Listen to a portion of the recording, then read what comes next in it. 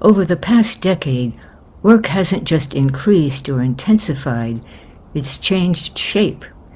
Hello, I'm Judith Davis. Recent workplace data show that for many people, the workday no longer has a clear beginning or a clear end. A large global survey found that about 4 out of 10 professionals now check work email before 6 in the morning, and meetings scheduled after 8 at night are becoming noticeably more common. Yikes. During a typical day, people are also receiving well over 100 emails and messages, often with barely a pause between them. Work is no longer confined to work hours. What's interesting is that this doesn't necessarily mean people are working nonstop, although they may be. It means work has become always potentially present. Teachers feel this especially strongly. Surveys show that educators report less leisure time than many other professionals. Many schools now use online systems that post grades and messages in real time, which means school communication no longer has a natural pause. Put together, these trends suggest something subtle but significant. Even when nothing urgent is happening, the day doesn't really feel over. The disappearance of a clear endpoint. In earlier times, work tended to have clearer boundaries. When you left the building, most obligations paused automatically. Now responsibility comes home with you. If communication is possible, response is often implicitly expected. Even when nothing needs immediate action, the possibility of needing to respond remains present. This creates a new mental condition, not working, but still on standby.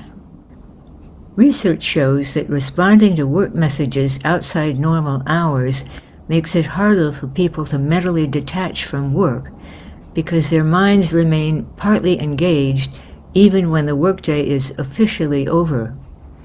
Importantly, this can happen even on lighter days, and even for people who genuinely like their work. This reduced detachment is linked with stress, emotional exhaustion, increased work-family conflict, sleep problems, and burnout. Typical approaches fall short. Most attempted solutions focus on boundaries. Turn off notifications, take breaks, schedule time away. These can help, but they don't address the core issue. The mind never quite gets the signal that the day is done. Time off doesn't fully register as finished time. People return from breaks rested in one sense, yet unchanged in another. This helps explain why so many professionals report feeling worn down. Because this problem is internal, external fixes will always be partial. An inner guide can help. It's possible, in fact easy, to create a new mental pathway that can reduce stress and uncomfortable emotions. I call it an inner guide. For this problem, that is, having work always potentially present in your mind, adding to your stress and discomfort, an inner guide can help in 3 ways. First, whenever you enter a self-hypnotic state, a state which is identical to certain forms of meditation, your inner guide is activated, and you experience a feeling of peacefulness and calm. Second, your inner guide can enable you to set limits on your availability. Third, it has the ability to blot out unwanted thoughts and feelings.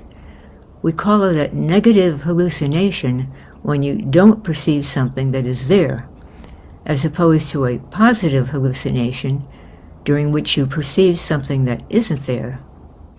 Next steps. To create your own inner guide, use the stress-free formula. Just click the link in the pinned comment below.